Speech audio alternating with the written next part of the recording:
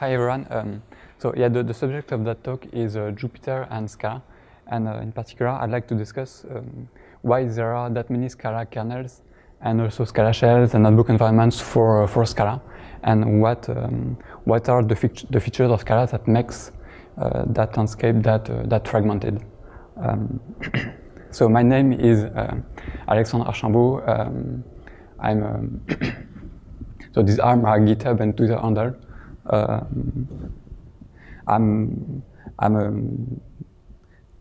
a contributor to and author of a few non-Scala projects, and also I'm speaking here in my own name rather than I'm not speaking for a big actor of the Scala community. In a bit more details, I'll first review what are the available kernels and shells for Scala. Then I'll discuss a bit what are the features of Scala that makes that fragments somehow that ecosystem, and then I'll discuss how Jupiter-Scala proposes to address these points, and we see how it proposes to do that will not be tied to it, so it could also benefit other Scala kernels for Jupyter. So the available Scala kernels, there are already a few. So these are 6 of them. I hope I didn't forget any. So the first one I think was iScala. So it was written by Mateusz Paprocki. It was for IPython at the time, and roughly it was wrapping the default Scala shell, and it was adding a few magic commands to it to add dependencies in particular, and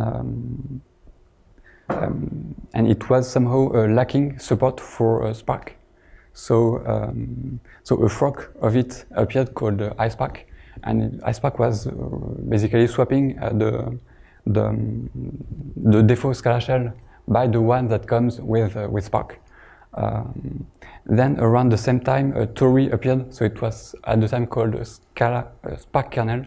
It originates from IBM, and it is more focused on Spark. And so it has also kernels to do Spark calculations in Python or in R. Then Beaker has the Scala kernel too. It has a bunch of kernels for a variety of JVM languages, including one for Scala, and I think it has support for Spark. There's Spylon too, which has the particularity of being written in Python. Also, it's a Scala kernel, and it actually spawns a Scala shell on the side and communicates with it via Py4j. And lastly, there's Jupiter-Scala, which is the one that I wrote. I'll discuss it in a bit more details later. So all these kernels are based on, most of these kernels are based on the default Scala shell. So one way of launching it is by using the Scala command if you downloaded the Scala distribution, but it's not the most common way of doing. So usually we launch it via SBT, the build tool of Scala. So we use the console command of SBT, and we get something like that.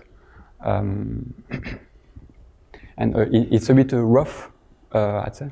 So it has in particular, it has no pretty printing for the user values. So it has a few colors here, but the output values or the user input are not colored. You can't really add dependencies on the fly. I'll discuss that a bit more later. But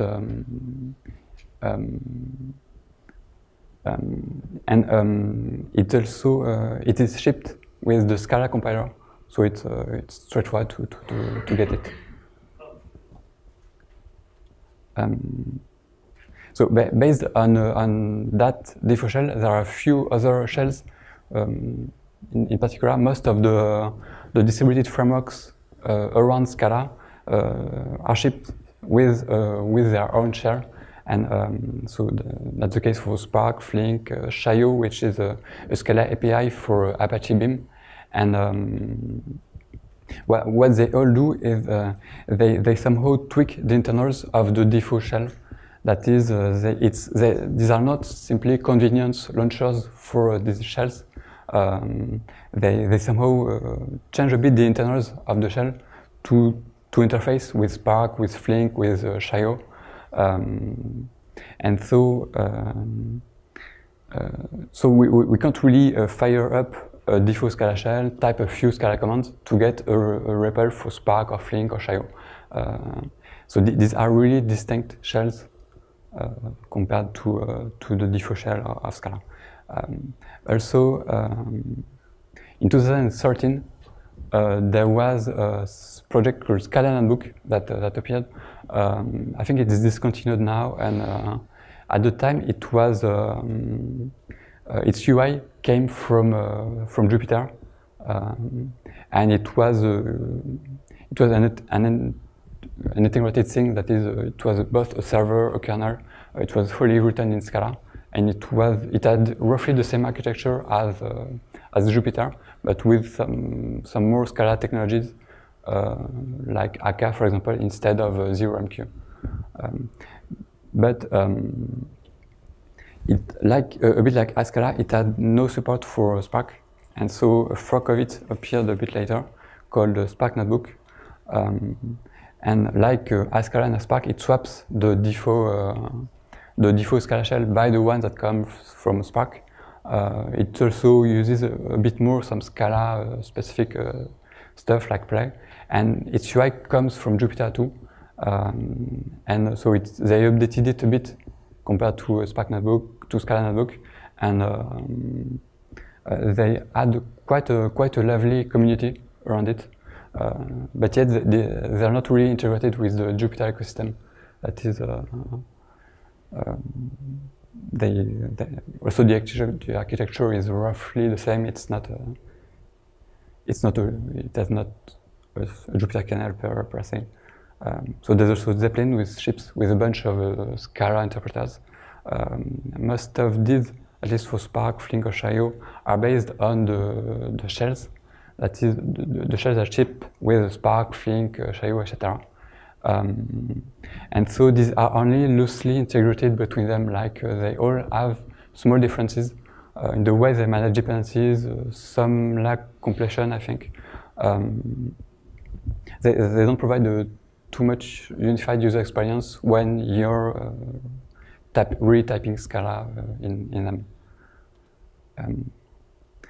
So yes, overall, most of these shells or kernel are based directly and indirectly on the default Scala shell. So they all share some basic infrastructure for parsing code, for compiling it, for running things, and also for putting values. They have some shared special commands, that is the ones that are handled by the default Scala shell.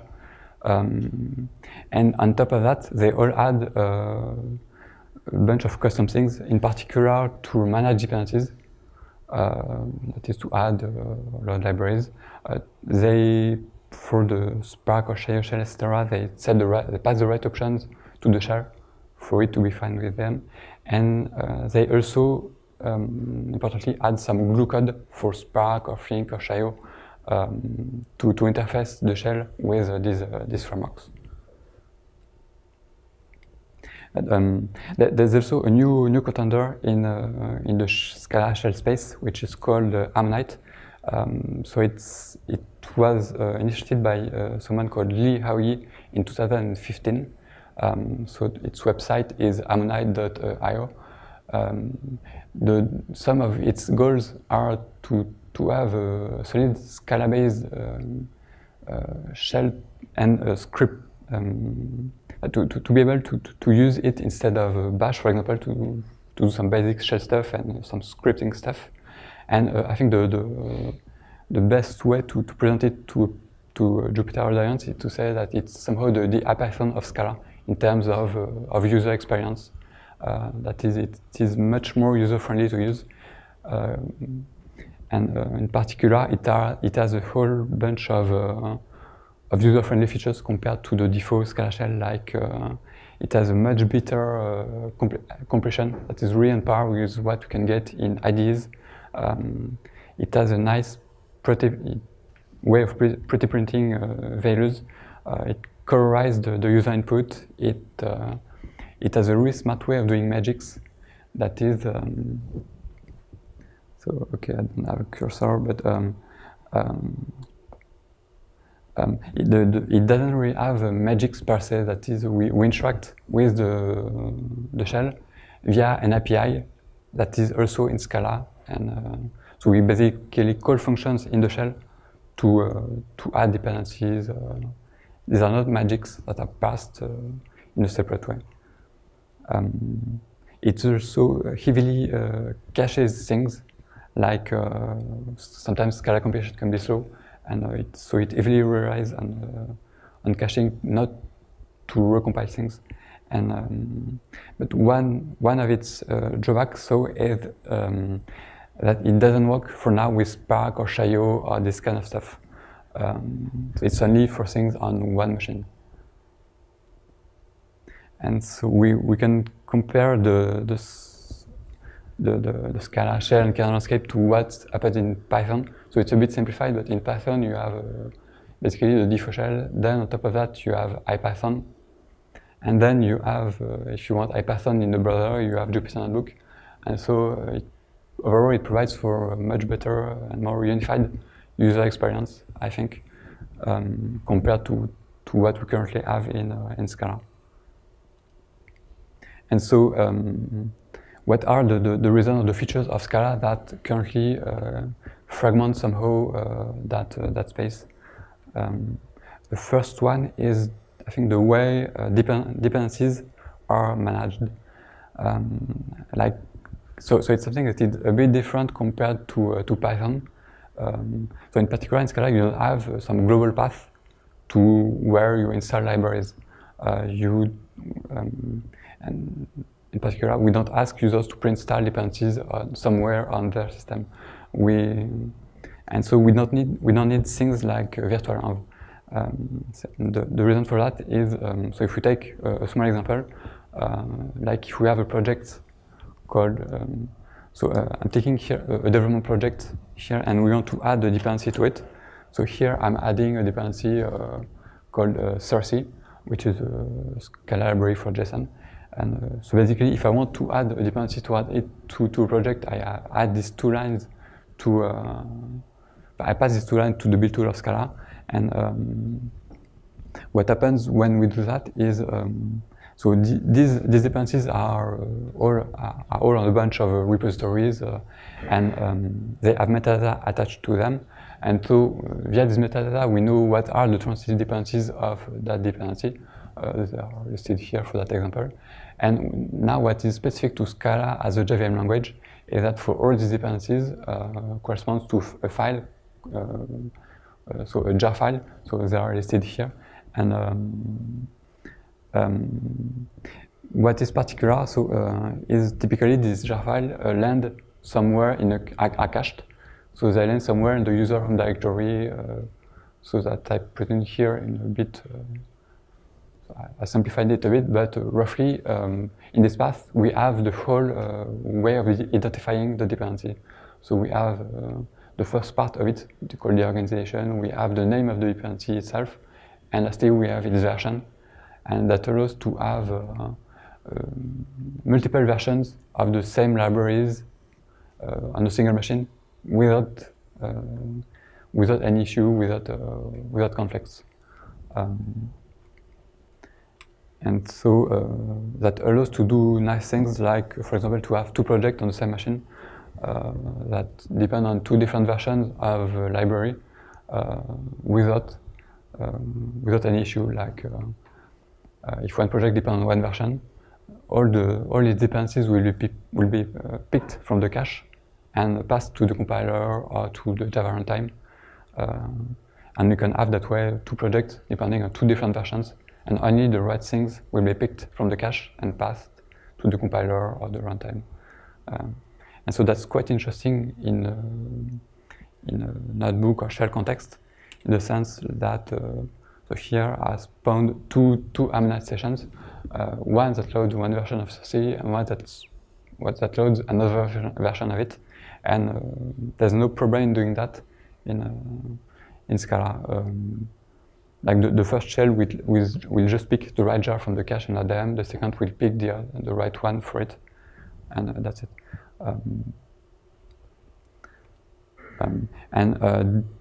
So that's something that is quite cool. But all the shells basically handle them, allow to load dependencies in their own ways. So that's the first reason for fragmentation.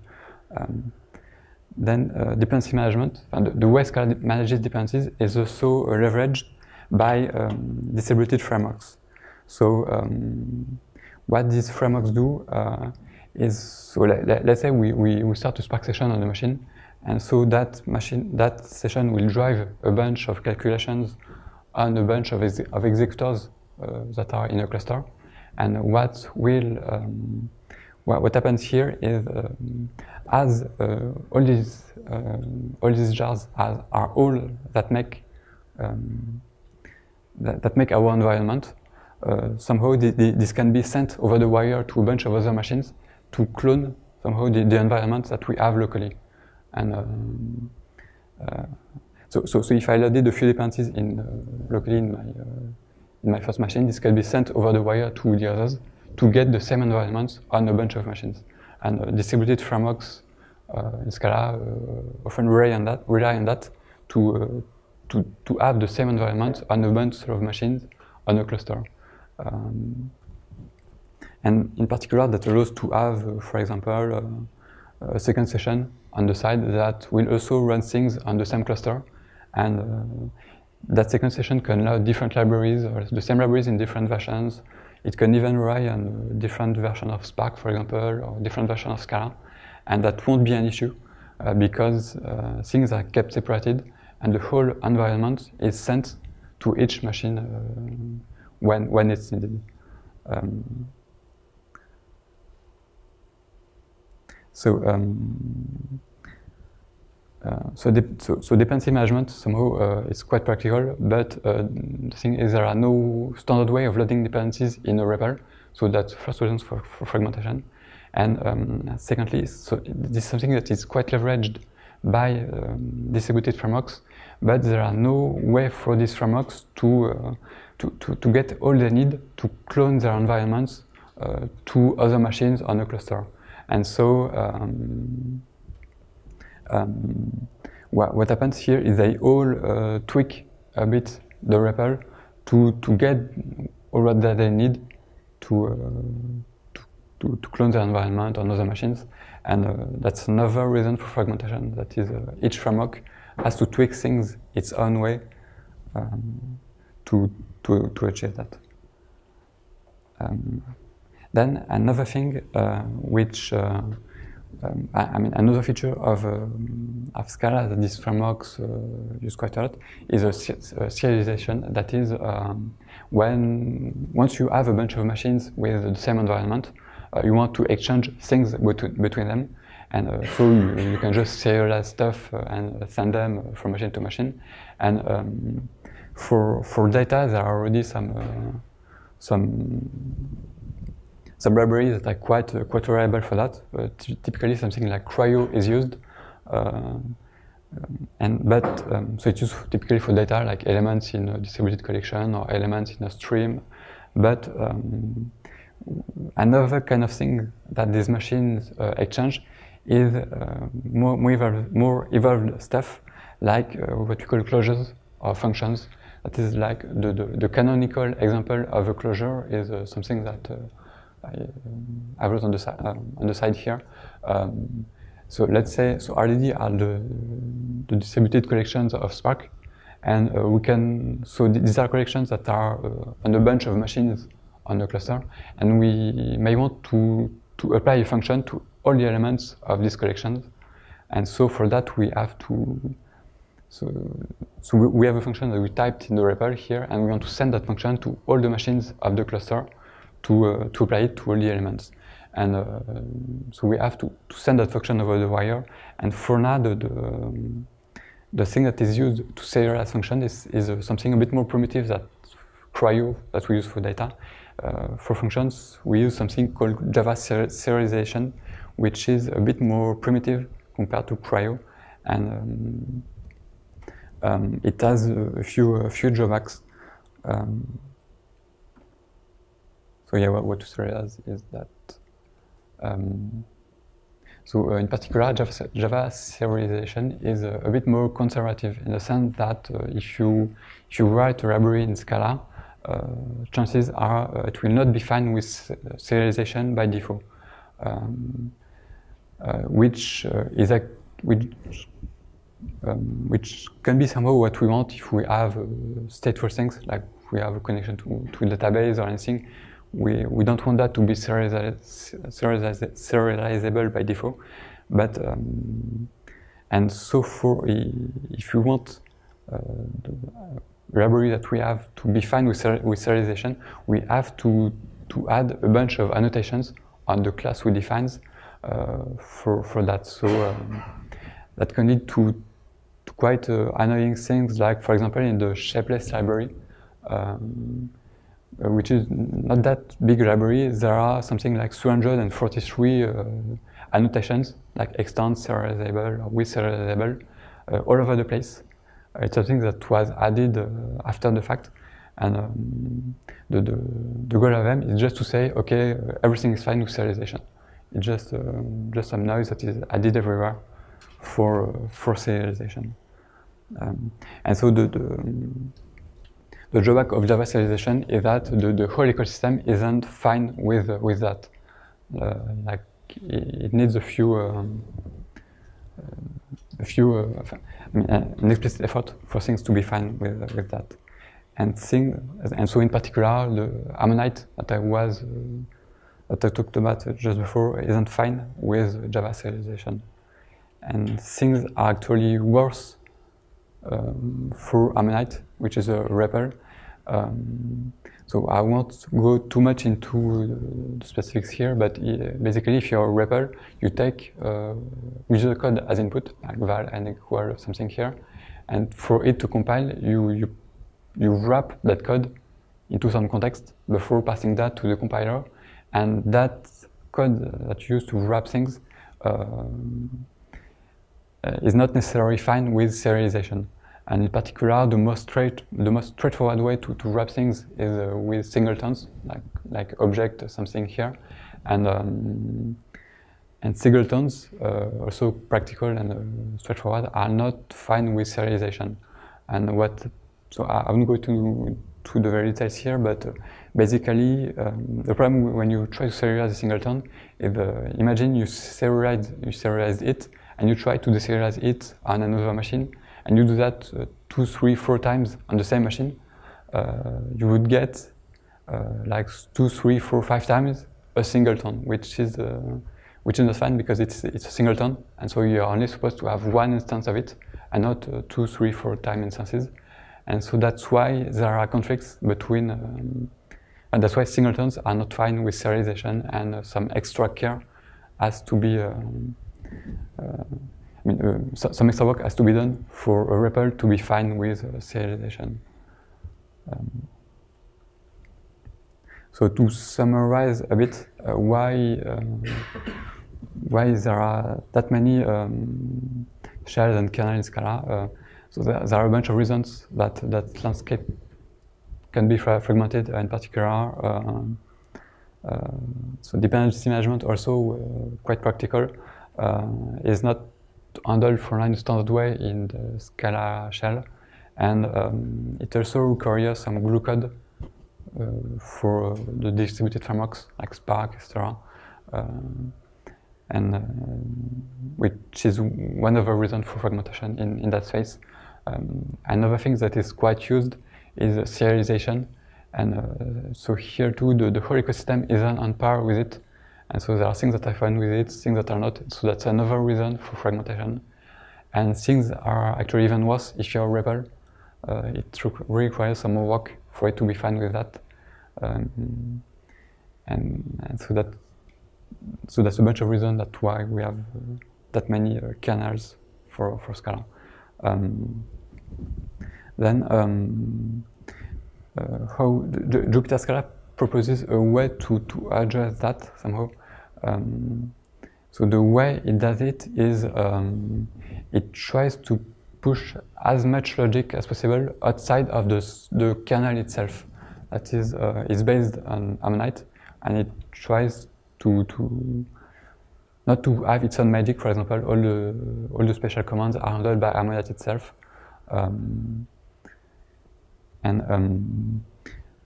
to be fine with things like Spark or other distributed frameworks. It is actually based on for now on a modified version of it.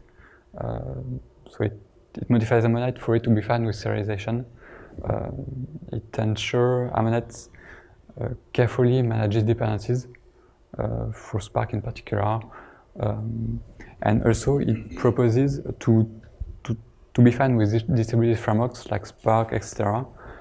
It proposes to not to change some internals of the REPL like it's done in the shells that ships with Spark, etc. What it proposes is to have something like this. So what is done here is the first two lines are the way dependencies are loaded in Ammonite. And so what we do here is we load, so we start with a standard Scala session, and we load Spark, we load, the second dependency is actually a bridge between the kernel and Spark. And so what this does is, so this uses the API of the kernel to interface Spark with the kernel itself. And so thanks to that way of doing, we can, it just requires a few lines of code to be able to use Spark from the kernel. We don't have to modify the internal of it to interface it with Spark or with Flink, etc. And so that's a bit similar to how things can be done with PySpark, for example, where we can, for example, configure IPython to be fine with PySpark. And Jupiter-Scala proposes to do the same kind of things with Scala.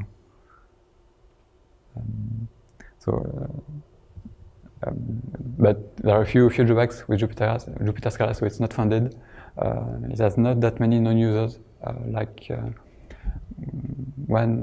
only big user I know is my former company, where it's used by a handful of data scientists to run Spark calculations, and something like 10-20 developers to do some basic analysis. It relies on a modified version of Ammonite. So Ammonite is itself quite new, and it adds some new experimental things to it.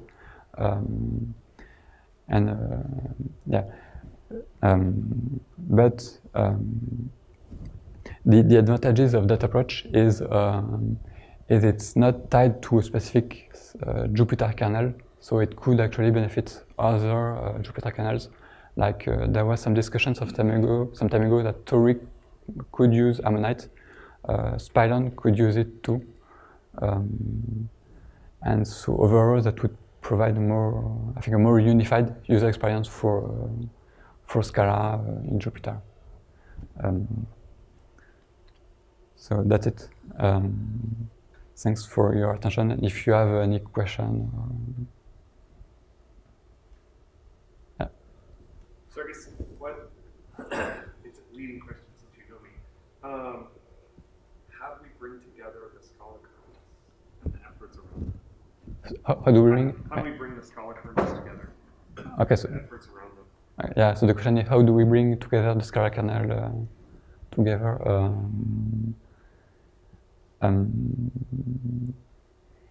It depends. They all have different approaches. I mean, the way I propose here is to first to have them be based on the same underlying Scala shell. So my preference goes to Ammonite, which is the most user-friendly. Once we have that, we could have, I think, a better user experience. I mean, and the same user experience in all the kernels. Then we'll have to look at the differences between the kernels themselves. Like Spylon has a really different approach than the others. It's written in Python. I don't know. Then the thing is, do we need to have to have the same. I mean, we don't have to have one kernel. If they share a sufficient amount of code, that would provide, I think, a cool user experience, and we'll see. Yeah.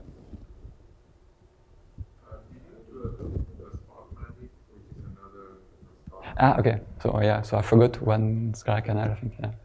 Spark Magic.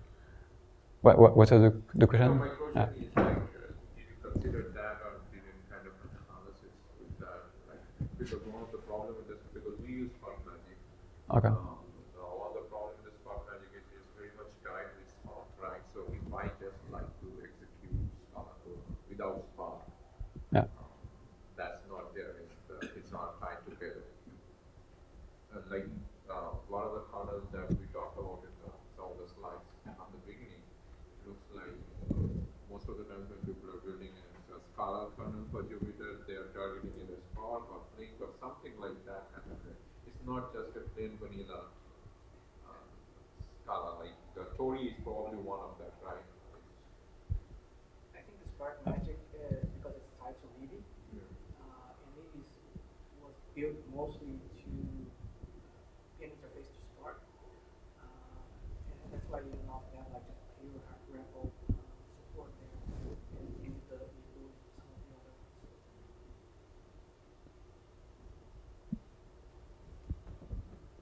So we do actually use also these, because why I brought that up, because there are a lot of discussions going on in the Spark Magic open community forums, like is there any way you can decouple the Spark part and the Scala part from Spark?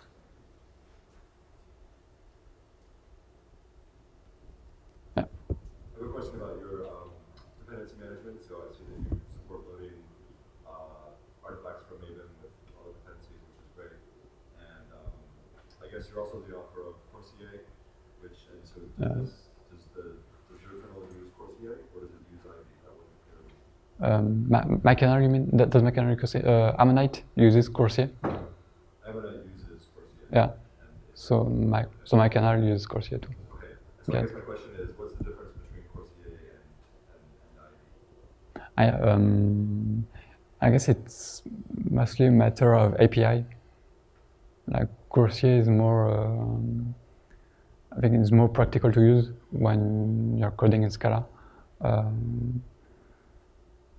I think that's just it. But it's easier to achieve what you want to do with Coursier than with Ivy overall. Yeah. Okay. Thanks.